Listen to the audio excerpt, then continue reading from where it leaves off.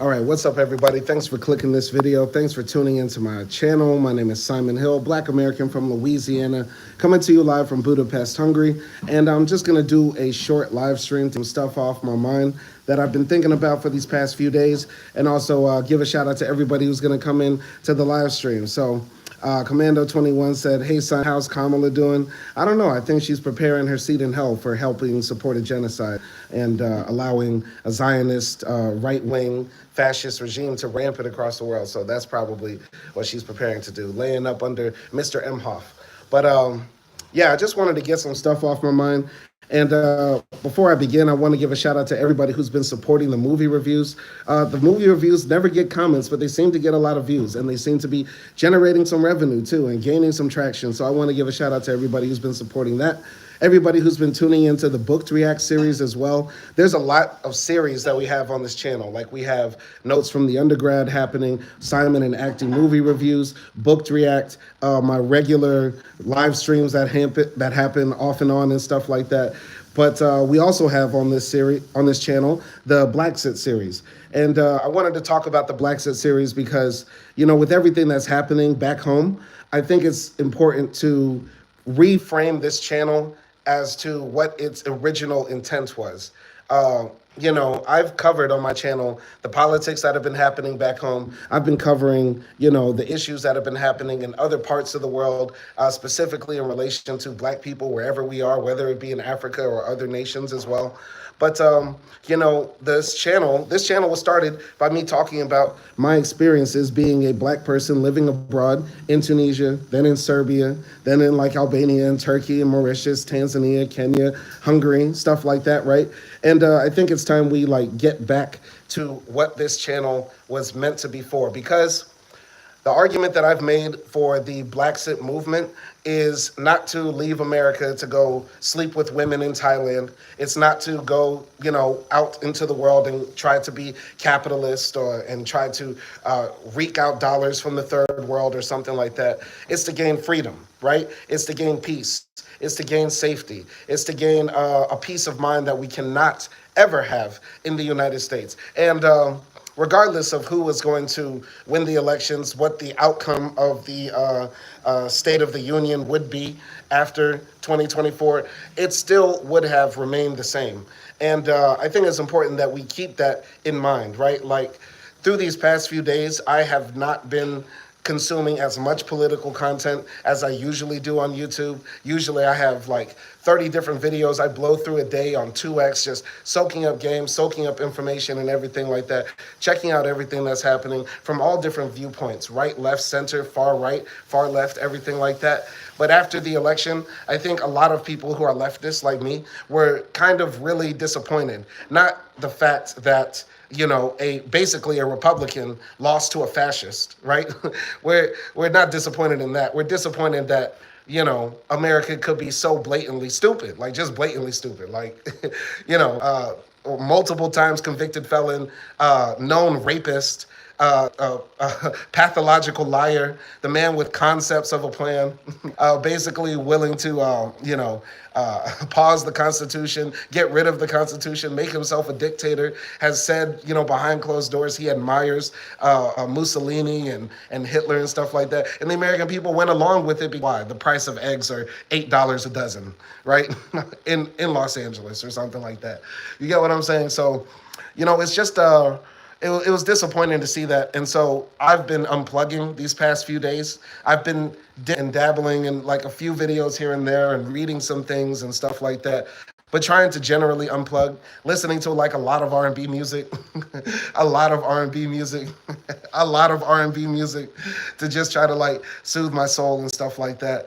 And I hope a lot of people are like taking care of their mental health. You know, I hope everybody at this time is like, you know, checking in on themselves and their family and like, you know, trying to put a plan together for what these next 4 years and in fact what this next century is going to be like, because the effects of this election will affect our grandkids, right? Like, Trump is going to be able most likely to put somebody on the Supreme Court because Sotomayor might croak or she might become incapacitated. And so we're going to have like a right-wing Supreme Court until, you know, our grandkids are our age, what we are now. So any hope of having like, dark money out of politics, that's gone. Any hope of getting reparations for Black Americans, that's gone.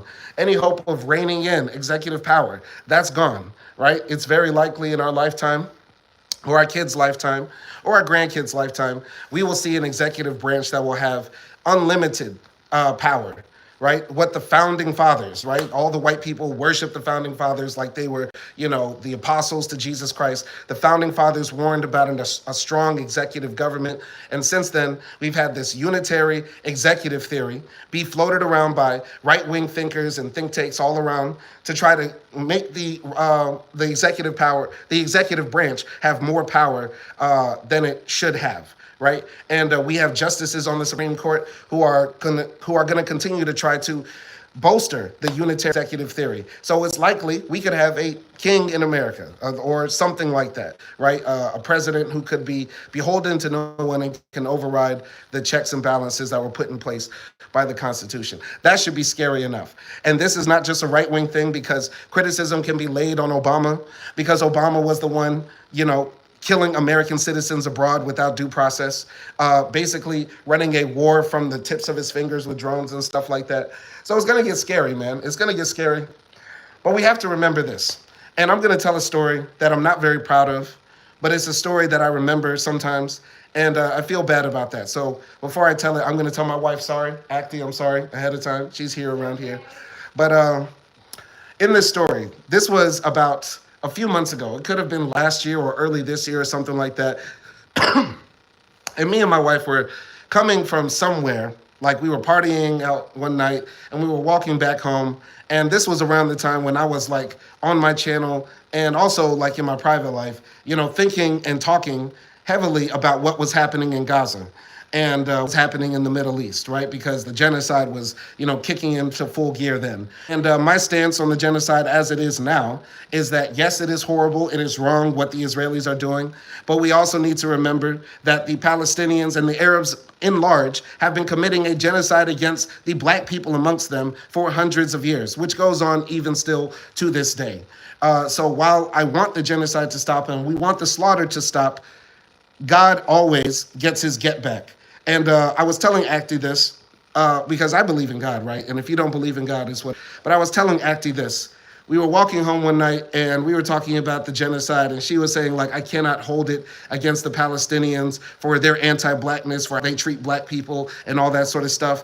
And I was saying, like, hundreds of years ago, there was probably a woman on a boat screaming to God, help me, save me, take me back to my family, let me get my children back, let me have my son back, let me have my daughter back, let me hold my husband, let me be free. God, why are you doing this to me? And that woman ended up working herself to death at the end of a whip of some Arab slave master until she died, and her name will now.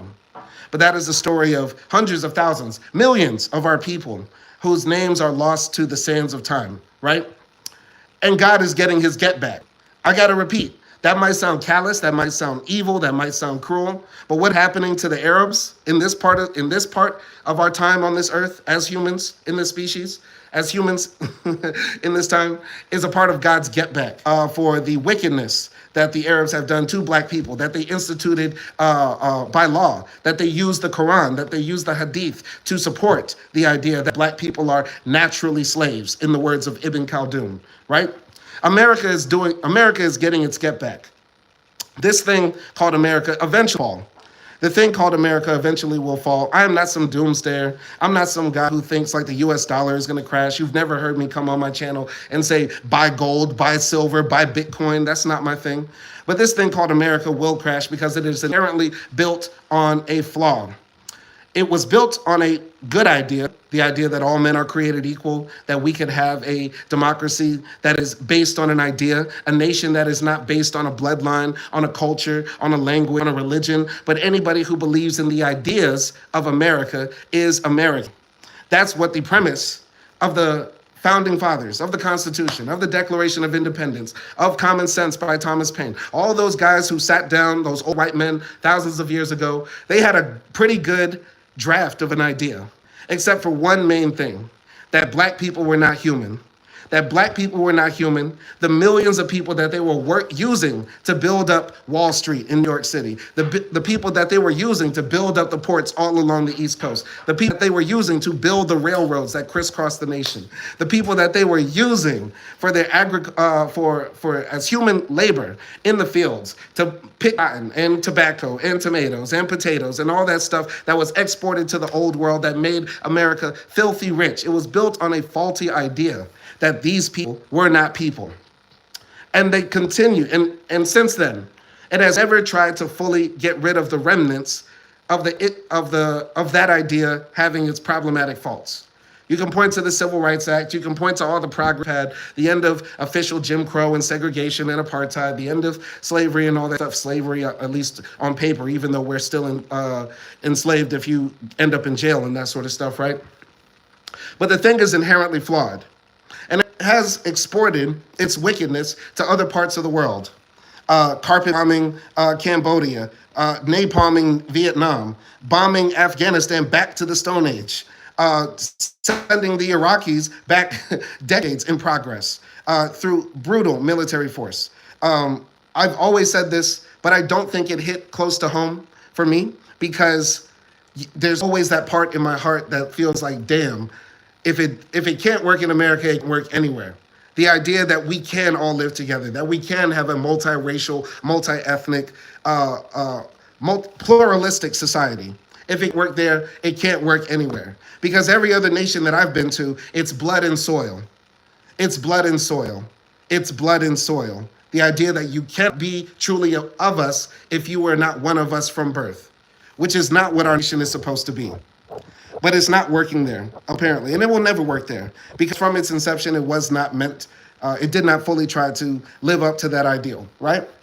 So the idea that I started, I'm not going to say I started, but I started to promote is the idea that we should leave. We should find greener pastures. We should find places, because even if the nations are not perfect, even if they do not have that ideal that we can live together as one people, if there is a nation that is not based on blood and soil, blood and soil, blood and soil, we should try, as Black Americans, to get out of the belly of the beast.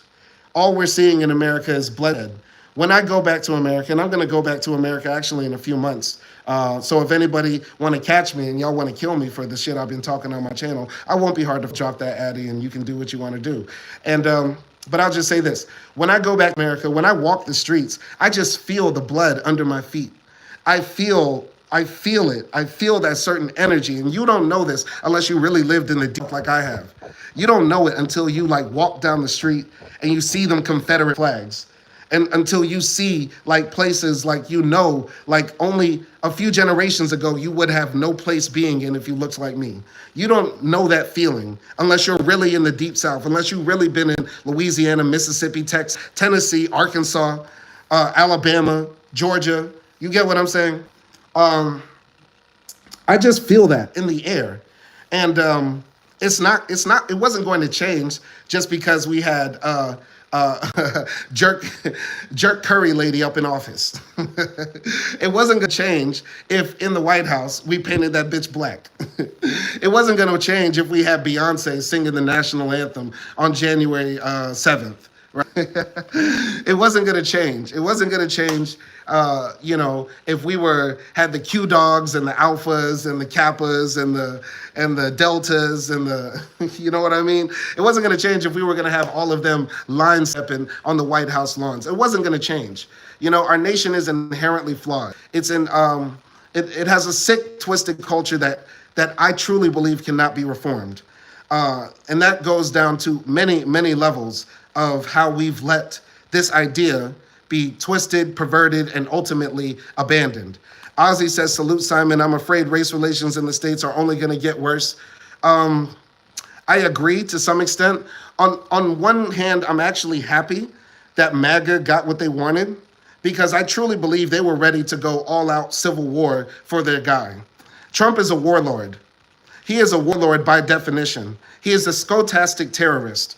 If you don't know what scholastic terrorism is, scholastic means that you are using your words to amplify people's emotions to get them ready to do violence. So even though Trump would never pick up that gun at somebody on Fifth Avenue, like he said multiple times he could get away with, which is so prescient of him. Like he said that back in what, 2016, 2017. He said, my supporters love me. I could pick up a gun and shoot somebody and they wouldn't convict me.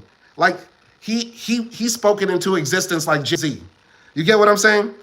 I'm actually happy MAGA got what they wanted though, because they were ready to ride for their warlord. We saw that on January 6th, 2021. I mean, yeah, that was 2021, right? Yeah, 2021.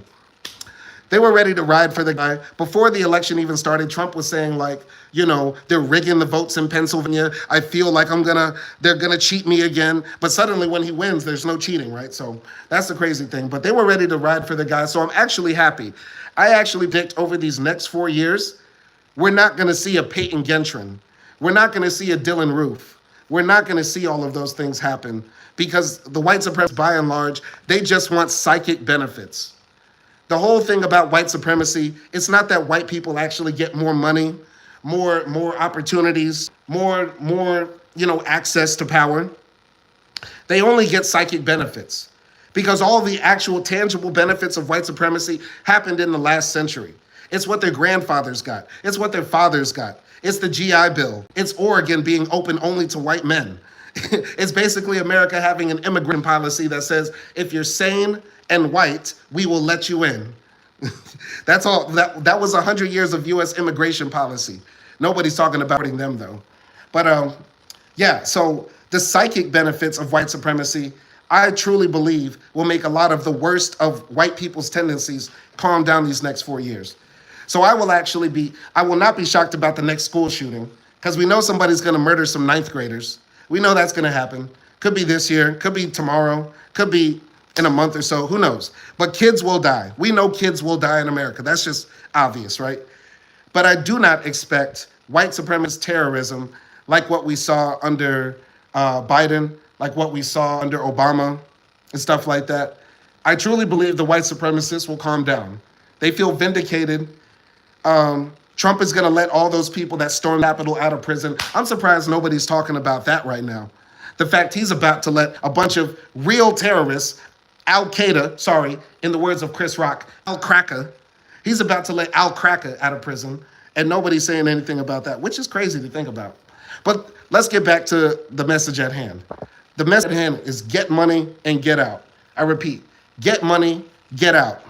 Get money, get out. Let's say it again for the people in the back. Get money and get what? Out. Get money and get what? Get out. Get money and get what? Get out. Get out. Get out of America while you can is the message I'm trying to say. Get out of America while you can is the message is what I'm trying to say.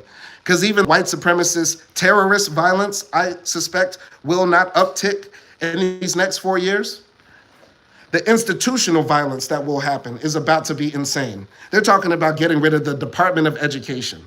Even though all of these states had measures on their ballot to protect abortion, that can be overridden with the federal. And Trump might appoint judges that say, yeah, the people of, I don't know, whatever state said, yeah, we want to allow women to have abortions, but this federal judge blocked that law, saying it's unconstitutional. That could go up to the Supreme Court, and guess what? Trump picked how many? 1, 2, 3, 4, 5. Oh shit, he picked about 8 of the people of the 9 Supreme Court justices who can agree with his right-wing extremists to say abortion should not be allowed in the land. And then what do we have? Women dying from ectopic pregnancies. Bitch got a baby growing on her ovaries, and now his shit about to pop. That's your daughter about to die. But that's America for you, baby. And guess who that's going to affect? That's not going to affect Katie. That's not going to affect Stephanie. That's not going to affect them. That's going to affect Shaquisha, Katrina, Mylisha, Aisha. I sound like DMX in, what's it called? There was Shaquita, Tisha, Bonita. About 3 Kims. Man, I'm tripping. But, anyway, let's go to the comments here. Ozzy says, you're right. I believe if he lost, he was headed to jail. It could have been really bad. Poor black people will be especially hurt. Yeah, that's the thing, man. We almost locked his ass up. But hey, I was going to do this on tomorrow's live stream. In fact, tomorrow's live stream, 30-minute live streams are what I'm going to be doing because I'm hella busy and I'm hella lazy. But free Diddy. Because if we can have a felon in the White House, we should be able to go party with the felons too. I don't care what he did.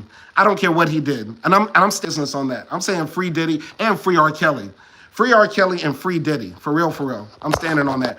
Ain't no white person gonna shame me for that either. Y'all niggas voted for a fucking felon, man. That nigga raped a woman, walked into a department store and inserted his 2 fingers up in it and said, let me fuck you. Come on now. That's a nasty boy. That's a nasty, nasty boy. And that's y'all leader. That's y'all leader. But anyway, we ain't worried about that cracker in charge. What we worried about getting money and get out. So that's more of what I'm gonna be trying to talk about on the panel. And you know, even though I haven't done the Black Sit Hungary video, even though I've talked about racism in Hungary, even though I've talked about the pros and cons about all places I've been to, I will make this explicitly clear for anybody who's listening right now. Hungary is 1,000,000 times better than the United States of America for black people. Kenya is 1,000,000 times better for black people than the United States of America.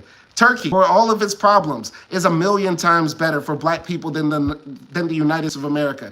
Serbia, with all of its problems, is 1,000,000 times better than the United States of America. And if I haven't said this before, shocker for anybody out here, Albania is 1,000,000 times better for black people than the United States of America. We are jailed in America unfairly. We're kept at the bottom of the socioeconomic ladder in America. We're in the belly of the beast in America, and it is not getting better.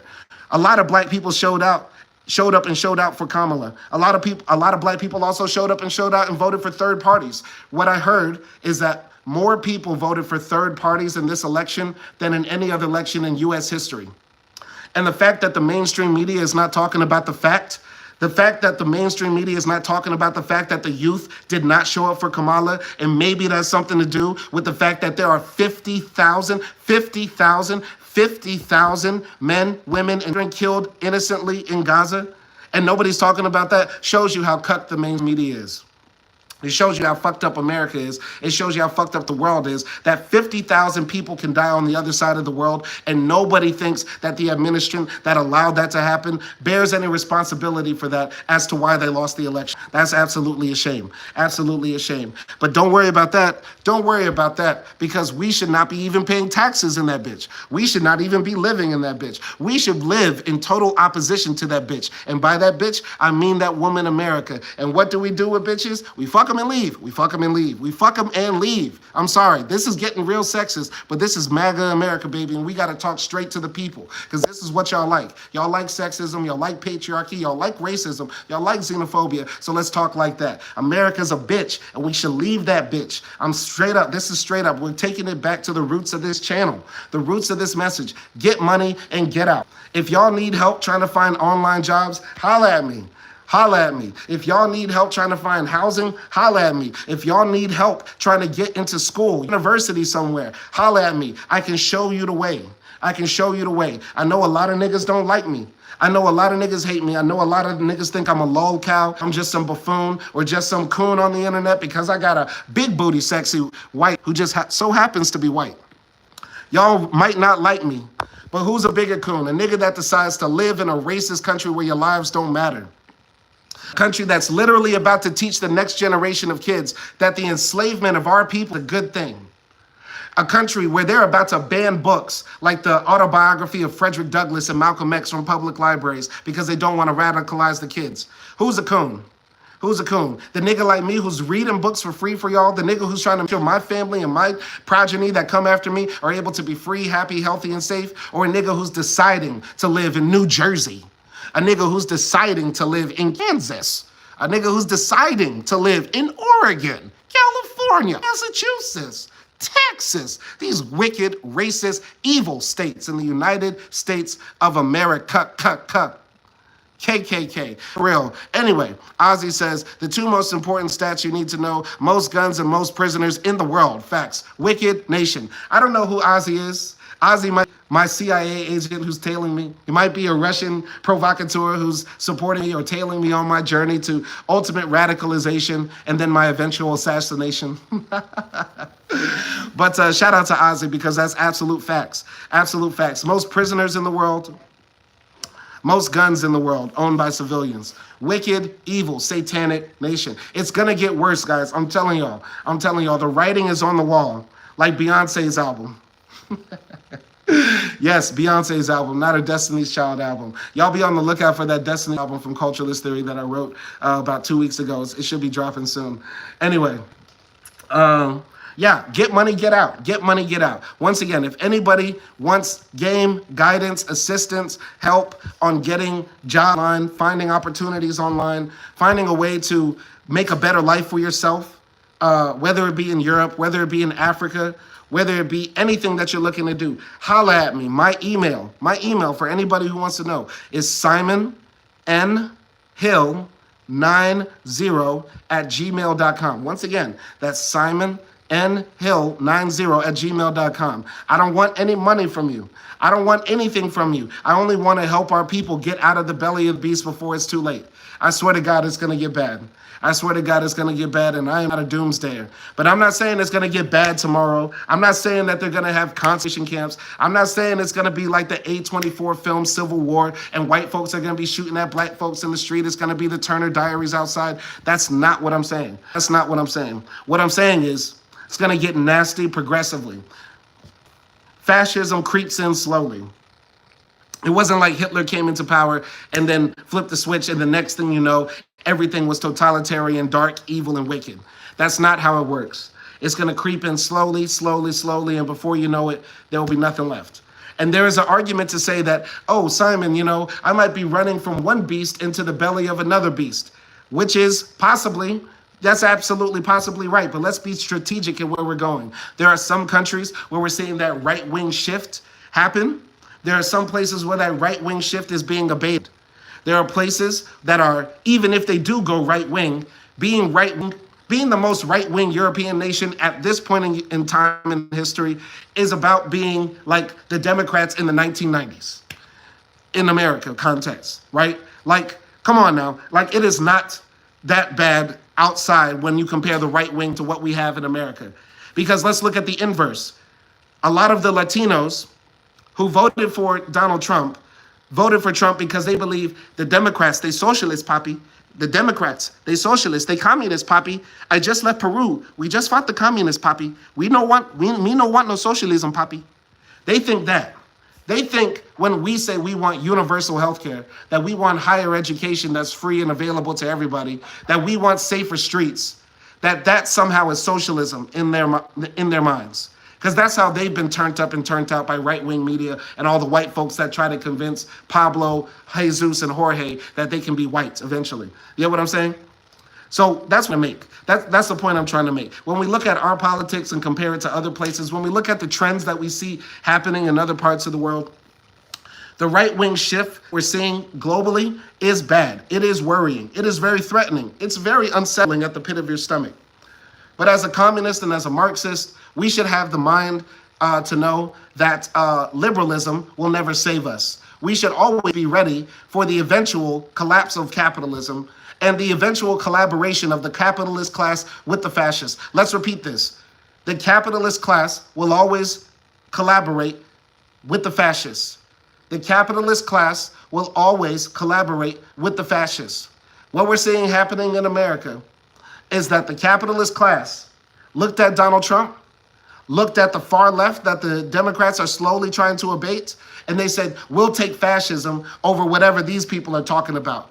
Higher minimum wage, guaranteed health care for everybody, less money that we can make from profits, higher tax rates on us as corporations so that we have to build more schools, more hospitals, better roads.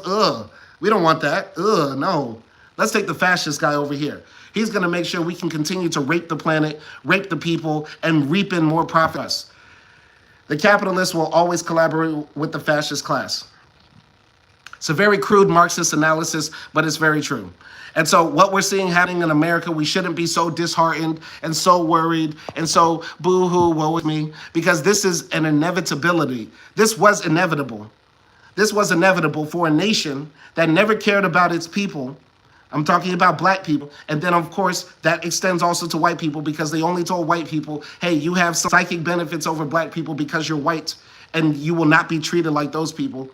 right? And on top of that, a country that allowed the capitalist class to grow exorbitantly rich and exorbitantly powerful to the point where they're able to influence elections, like Elon Musk, and eventually say, we will collaborate with an open fascist rather than actually give democracy, freedom, and economic equality to the people.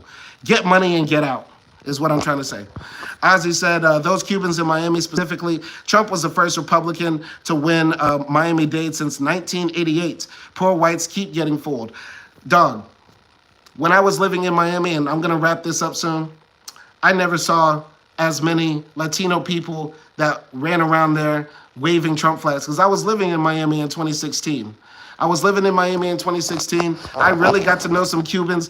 And boy, when I'm telling y'all, if you don't really come down south and meet these Latinos who left these failed nations when they were overturned by socialist governments that were then destabilized by the United States, who did everything in their power to make sure that they were unstable, which is why Cuba is what it is. We have an embargo that every country in the world except America and Israel says needs to end.